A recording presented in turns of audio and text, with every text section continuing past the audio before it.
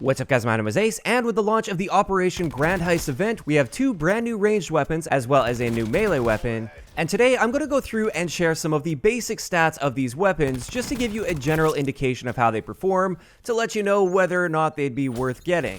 Keep in mind, this is not a replacement for my gun guide series where I will be going into a lot greater detail with these stats and really showing all the nitty-gritty details of them.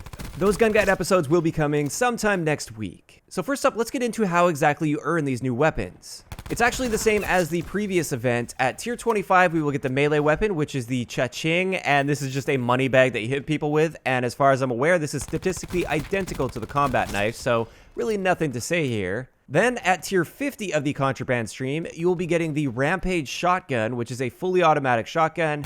And then finally, once you get all the way up to tier 100, this is when you'll get the Switchblade, which is an SMG. So let's get into some of the details for the stats of the Rampage shotgun. Like I said, it is fully automatic, and it has a rate of fire of 353 rounds per minute, which is noticeably faster than the SG-12.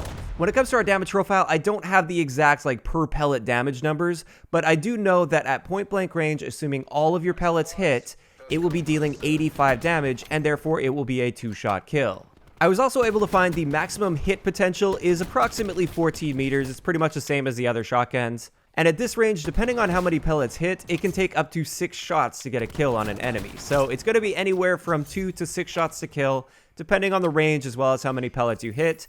Based on my experience in real situations, if you're treating the shotgun right and you're trying to get yourself within those optimal ranges, it will generally take 3 to 4 shots to get a kill on an enemy. When it is a 3 to 4 shot kill, its time to kill simply isn't competitive with the other guns in the game, and you'll just get melted by SMGs or assault rifles, even at point blank ranges, a lot of the time while using the shotgun. Now, a couple other things to note is it just has an 8-round magazine, which means in a lot of situations you're using half or more of your magazine just to kill a single enemy. So if you run into 2 enemies at once, you're probably going to have a bad time. But we can bump that up with hybrid mags all the way to 12 rounds, which is extremely helpful. And if you're trying to use this shotgun as a primary, I would definitely recommend putting those hybrid mags on. Speaking of attachments, let's have a look at the available attachments for the Rampage. For optics, we have the reflex sight that we could use, which I wouldn't really recommend. I mean, it's a shotgun, so it doesn't really help all that much. We've got both of these stock attachments available, which is interesting. It seems like they really want you to aim down sight, especially because it also has both of the quick draw attachments as well as the grip attachments. Keep in mind, these aren't the steady grip attachments where it helps when hip firing. These are the grip attachments that help when aiming down sight. So I found that to be very interesting with these attachments. It seems like they really want you to aim down sight, which is somewhat practical because if you have a look right here, you do get a noticeably tighter pellet spread when aiming down sight. However, with it being a full auto shotgun, it just doesn't really seem to mesh. Usually with full auto shotguns, you just want to be hip firing and getting as many pellets out as possible, as fast as possible. And therefore, it just seems like it's in a really strange place. Of course, we also have access to hybrid mags, like I said, which I would highly recommend if you're using this as a primary weapon. And we also have access to the max load attachment, which will add 2 extra pellets, which should make for more consistent 2 to 3 shot kills, but it still won't make this a 1-shot kill, even if you're literally touching your enemy. So that pretty much covers it for the basic stats of the Rampage.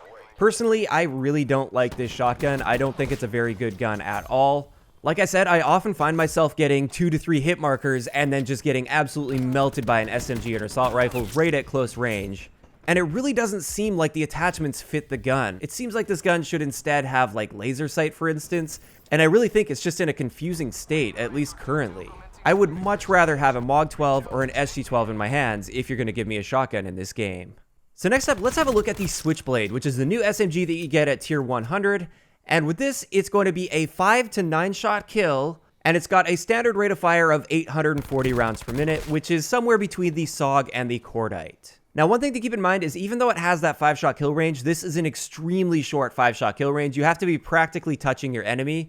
So more often than not, even if you're treating this gun right, it's going to likely be a 6-shot kill. When it comes to time to kill, it technically has the fastest time to kill in the SMG category within that 5-shot kill range, but like I said, that's at point blank ranges. And then once you get beyond that, when you start to get into the 6+ shot kill range, it's pretty much average when it comes to time to kill in the SMG category. As for its recoil, you can see here it's got a pretty complex recoil pattern. It kicks up and to the right initially, but then it immediately cuts pretty hard to the left, and then it comes back to the right. This is definitely one of the most difficult recoil patterns to control in this game.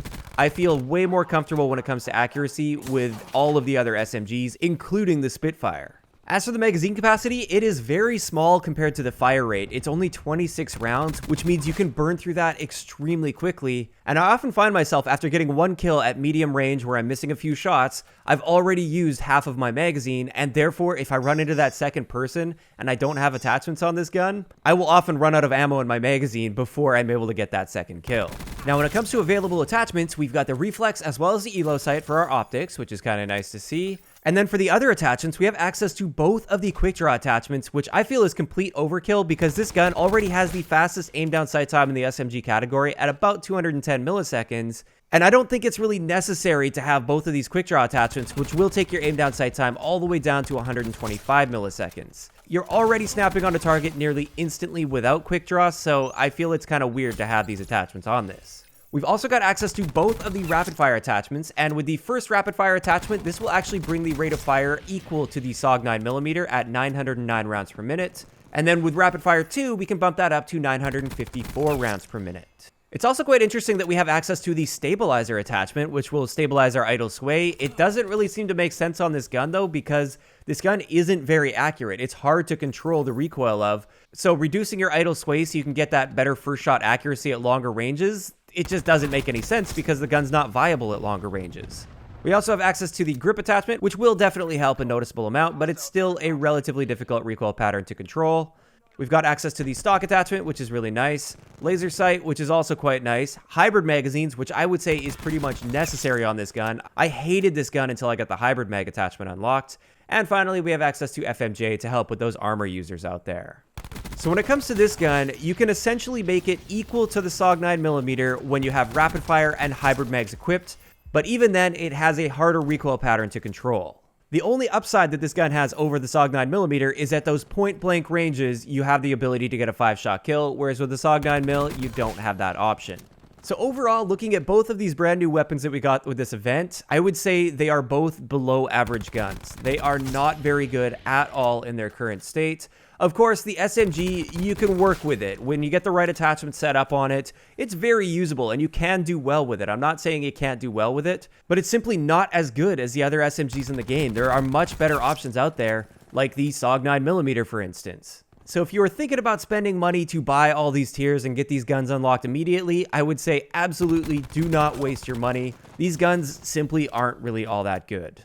But of course, I'd like to know in the comment section below, if you guys have had a chance to try these guns out for yourself, what are you thinking of them so far? And if you haven't, what do you think about these guns just based on the stats that I've presented so far?